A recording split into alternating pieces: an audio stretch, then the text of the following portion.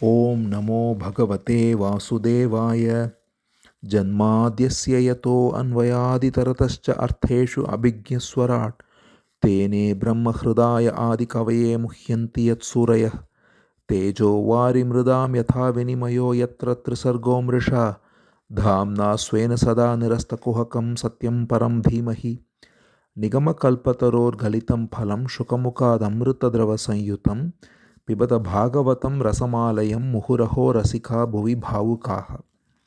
We now enter the fourth chapter of the eighth Skandha. This is the concluding chapter of the beautiful episode of Gajendra Moksha, or the liberation of Gajendra, the king of elephants. So, as we saw in the last two chapters, Gajendra was caught by an alligator, a crocodile in the river, and he was struggling very badly. And then he, at the moment of death, seemingly end of his life, he suddenly remembered from his past life his prayer to the Supreme Lord, and he uttered that prayer from the depth of his heart. It's a very beautiful prayer. We saw the prayer in detail with a very profound meaning, describing the essential nature of the Lord, the glory of the Supreme Being. And listening to this beautiful prayer, it is said the Supreme Being, Sri Hari, descended on his divine eagle, mounted on the eagle, and he took the head of the alligator with the Sudarshana Chakra, with the discus, and thereby liberated the elephant, the king of elephants, Gajendra, from the hold of the alligator. And as we saw, the alligator represents suffering that comes as grace, that makes one turn to the Lord and surrender completely. And the king of elephants represents the one who is caught in sensual comfort, sensual pleasure, completely forgetting the true purpose of life, and through the grace of the Lord in the form of intense suffering, remembers and recognizes the ultimate purpose and thereby realizes it. So now we continue and we see that having done this most wonderful feat, seeing this great feat of the Supreme Being descending so gloriously and thereby taking off the alligator, everybody was praising. It is said that the celestial beings all praised. There was shower of flowers like rain, and there was heavenly drums sounding. All the celestial beings were all happy. And the most one amazing thing was, it was revealed that the alligator was actually a great Gandharva who was cursed to be an alligator because of a sin he committed. So, not only is the king of elephants Gajendra, who was a great devotee, we will see his story soon, but it was due to a particular folly he made that he was to be born as the elephant, but even the crocodile, it is said, was born as a crocodile because of a curse by a rishi. So it is said that the crocodile was actually a Gandharva. Gandharva is a celestial musician, those who are very good at singing, excellent singers, and who normally are meant to sing the glory of the Lord. But this Gandharva was so beautiful that he was sporting in the lake with women, it is said. He was enjoying his beauty and his talent and so on. We saw, in fact, a very similar story told by Narada too. And Narada did the same thing in his previous life, and because of that, he was made to be born as the son of a maidservant. And then he got the holy association, and through that, he realized the Supreme Being, and then he was born again as the celestial sage Narada. So, here also, in a similar way, this Gandharva was doing a prank with a rishi. There was a great rishi called Devala who entered the lake for a bath, and when this Gandharva was sporting with many other women in the lake, the rishi also entered, and seeing the rishi, he went under the water, and it is said he pulled the leg of the rishi to make fun of him. And because of that, the rishi got to know what he was doing, who was doing that. And so he cursed that he will become a crocodile, which will be simply being underwater and pulling the legs of people. So this is what happened to this Gandharva called Hu. That was his name, Hu. And this Gandharva became a crocodile through this curse, and now he was redeemed, and he realized, or he regained his most wonderful form.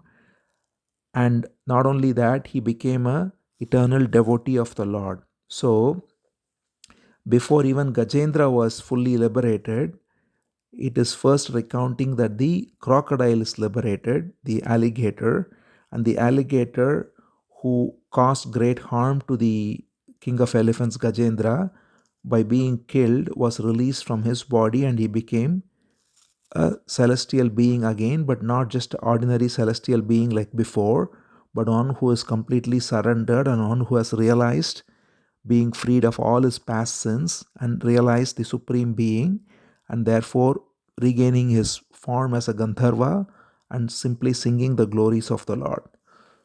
So here a couple of things are to be noted. First is that any curse by a great rishi actually turns out to be a blessing. So normally in life also, even in our own way, when we face a reversal, we always resist any reversal.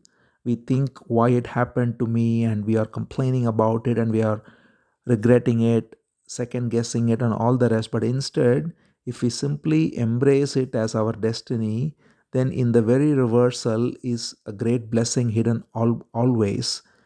And that is what is symbolized by the story, that this crocodile was cursed to be a crocodile, and yet it turned out to be a great blessing for him, because if he had simply remained as this talented singer who was having fun and who simply lived a good life, he would have simply been going through this cycle after cycle, millions of times repeating the same pattern. But because he was cursed by this great rishi and he was born as a crocodile in just one lifetime, he was able to realize the purpose by being freed, by being directly graced by Bhagavan. And this is the symbolism behind it, that any reversal has to be embraced without any resistance. And because the reversal, when faced with no resistance, reveals the blessing lying within it disguised, and thereby it always acts as a way. The obstacle becomes the way to our journey. So this is the symbolism behind it. But there is also a beautiful, tasteful way, a rasa. So as we say, Bhagavatam has got all about rasa, that is the sweetness of devotion. So sometimes it is said, there are many who say this in a beautiful, sweet way, which is the crocodile is liberated even before the elephant is liberated. And this seems unfair, because the elephant is the king of the elephants, is the one who offered the prayer. He surrendered. He was completely surrendered to the Lord. He was praying to the Lord. He offered a most profound prayer. Whereas this crocodile, this alligator, was simply causing him pain, holding on to him. So one may say it is okay that the elephant was freed because he got intense pain, intense suffering. Through that, he woke up. Why is the crocodile liberated? And many say this with sweetness, that the crocodile was liberated even before the elephant, because the crocodile held on to the feet of the elephant. And it is said in a beautiful way that the one who holds the feet of a devotee is dearer to the Lord than the devotee himself. So as we see, Bhagavan is called Bhakta Vatsala, one who holds the devotee dear to him. And therefore, in a very sweet way, it is said that the crocodile, even though he came to harm the elephant, he touched the feet of the elephant. Because the elephant is a pure devotee now, he offered a beautiful prayer. And because the crocodile touched the feet of the elephant, and therefore the crocodile was purified too. And in fact, it was so beautifully purified that the crocodile was liberated first, even before the elephant was. So this is a sweet way of people who are devoted, who extract this sweetness from the story and narrate it. This is not mentioned in Bhagavatam, but this is a sweet way to look at the glory of serving devotees. That's what it means, is that if those who are truly devoted to the Lord, if we serve them, then that is same as, or in fact greater than, serving the Lord, because we cannot directly serve the Lord easily. Of course, we can by reading Bhagavatam, by listening to Bhagavad Gita, by the names of the Supreme Being, by going to holy places. All of these are means of serving the Supreme Being, but it is very directly possible to serve the ones who are completely surrendered to Him.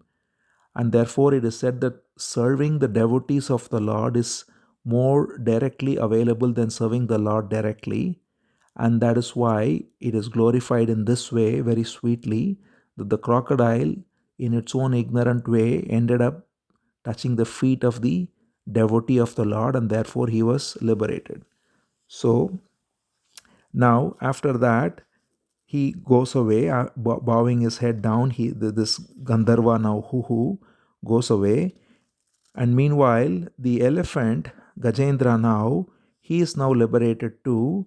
His body is gone. So as we saw, Gajendra also did not want to simply survive, having uttered this most beautiful prayer from his heart. He said, I do not desire to survive anymore in this body. I'm done with this world. I just simply want to be your eternal servant, be in your eternal abode with the Supreme Lord. And therefore, he was granted his desire as well. He was liberated from the body of the elephant, and now it is said that he was clad in the same form as Bhagavan, in yellow robes with four arms. So it is a way of saying he attained the status of being in the eternal abode of Bhagavan. So it is called as sarupya mukti. Sarupya mukti means one who gets the same form as the Supreme Lord, and thereby liberated and being in the eternal abode of the Lord. So this is what Gajendra was blessed with, sarupya mukti. That is, he also got the same form as the Lord, the divine form of four arms and yellow silk robes and all the rest, which symbolizes, again, as we said, that he attained the same essence as the Supreme Being. And it is said then, Shuka Brahma Rishi says that all this happened now because of his past life. So now his past life is described. He was in the previous birth a king called Indradyumna.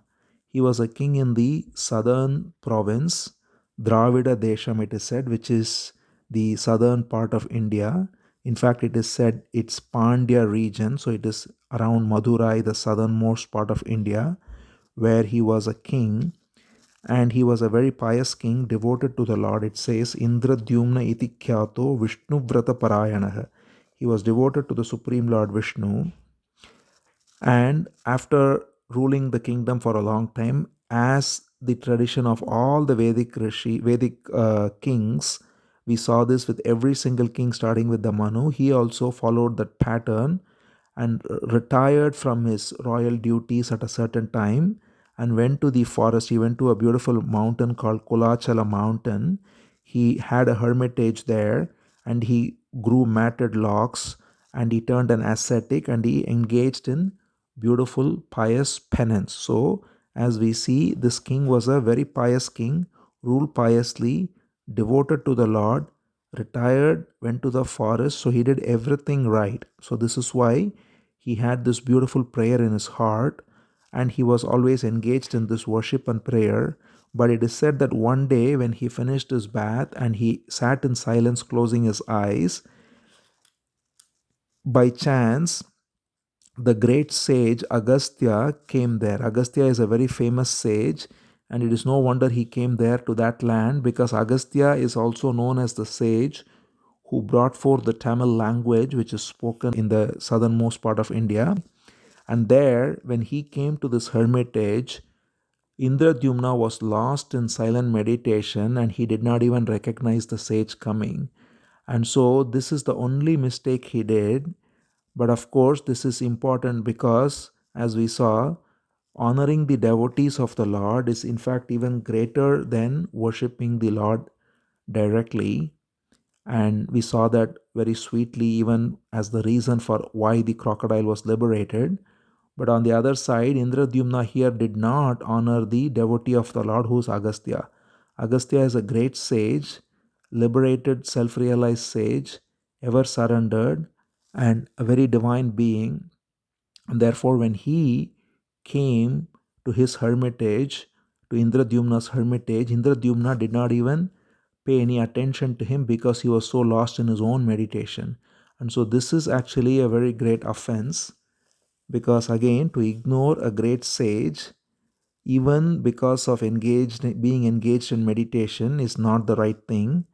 And therefore he was cursed to be born as an elephant. So it was he got a curse because of this folly, this offense, this neglect. He was cursed that he shall be born as an elephant, where he will forget everything till the last moment. So it is said, Kaunjarim yonim atma smriti vinashinim. So he attained the womb of an elephant, which destroys the memory of self realization.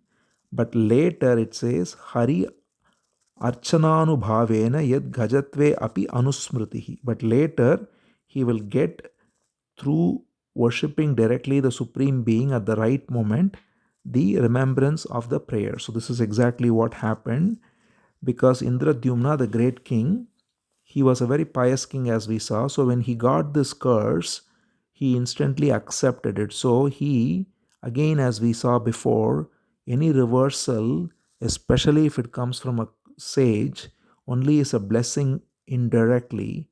So when the Rishi Devala cursed the Gandharva, Huhu, and made him a crocodile, he was liberated in one lifetime.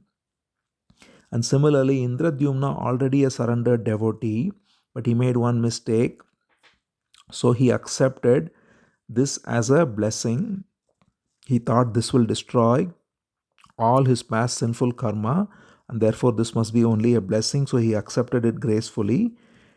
And because of accepting gracefully and being born as the king of elephants, he lived the life with complete forgetfulness of his past life, with no devotion of any kind. And yet in the last moment he was caught with intense suffering, and the whole past life prayer came back to him, and as prophesied, he totally remembered the prayer and did archana, did prayer of the Supreme Being.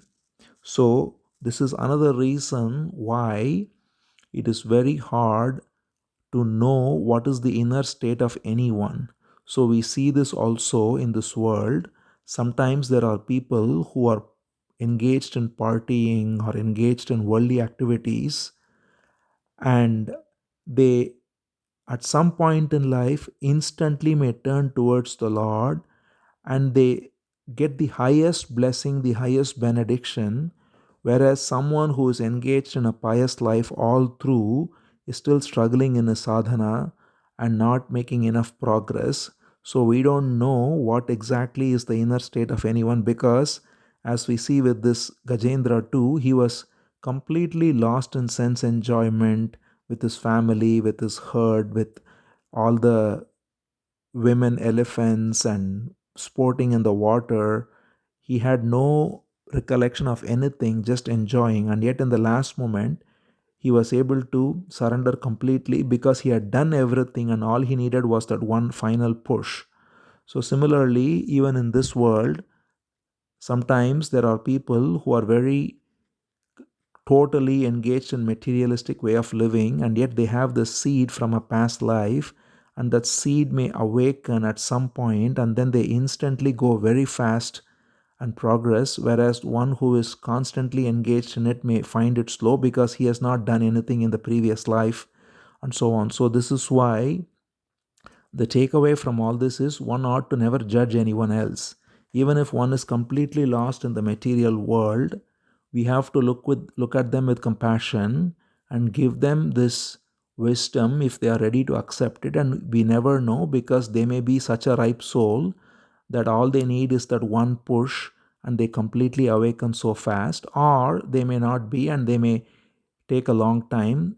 Either way, it is good for them to listen to the supreme wisdom, but we ought to offer it with humility to anyone, because anyone may be in any state within due to their past karma, due to their past vasanas, which are completely not revealed by their present state in many cases. So that's what Gajendra's another lesson is, how he was able to awaken and reach the Supreme Lord. So simply, again, we see how the curse because of disrespecting Agastya became a great blessing, because in one lifetime again, after exhausting all his vasanas, living as the king of elephants, in that last instant, with complete surrender through intense suffering, he was able to realize the Supreme Being, and thereby it became the greatest blessing for him as well.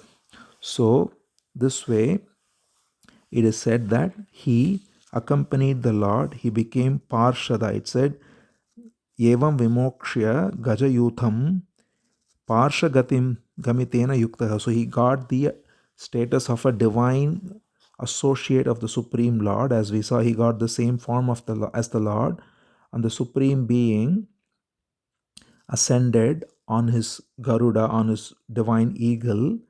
And Shuka Brahma Rishi says, thus I have narrated to you the glory of Krishna who made this happen. So again we see how beautifully Shuka Brahma Rishi says, Krishna came there, even though again Krishna avatar hasn't yet happened. It is in the fourth Manvantara, which is well before the present Manvantara.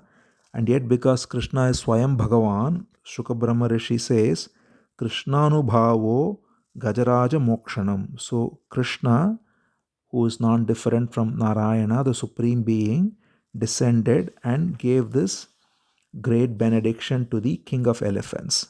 And then Shuka Brahma Rishi says very specifically that this story of Gajendra Moksha, the liberation of Gajendra that takes him to the eternal abode with the Supreme Being, is so conducive for one to listen to remove all impurities, to remove fear of death, and to also specifically, he says, remove bad dreams. So there are mystical elements of different prayers and different stories, and the rishis give different types of what is called palashruti, or the benediction of listening to a particular prayer or a particular story.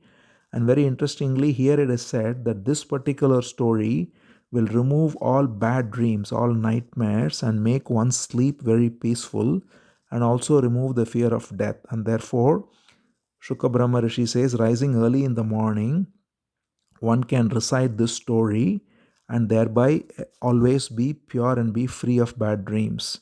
And in fact, the Supreme Lord too addresses the gathering there before he leaves. It says that the Supreme Being says, one who gets up in Brahma Muhurta, which is the hour before sunrise. It is considered the most auspicious time. The 90 minutes before sunrise is the most auspicious time for all spiritual activity, sadhana.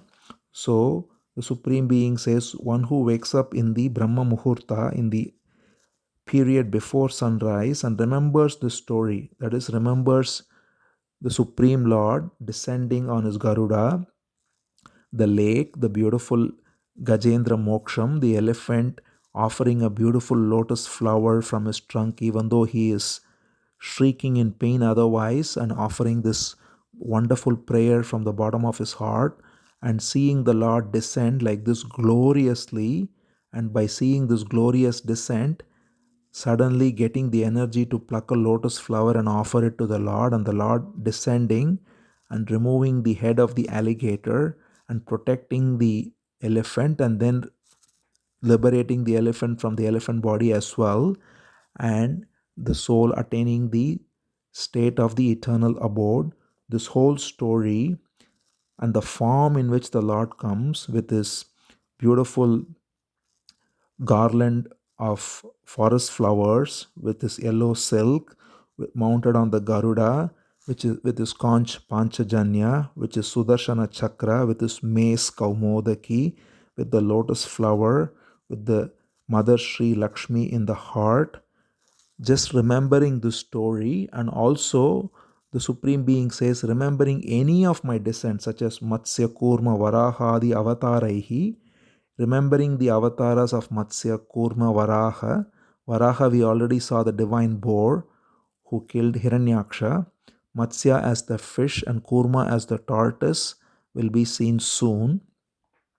So Bhagavan says, one who remembers even this wonderful episode of Gajendra Moksham, but also all the other descents of mine and all the associates, such as Brahma and Narada and Lord Shiva himself, and the Pranava mantra Om, the holy rivers Ganga, Saraswati, Kalindi, which is Yamuna, and so on, and all the great devotees such as Prahalada, Dhruva, and so on.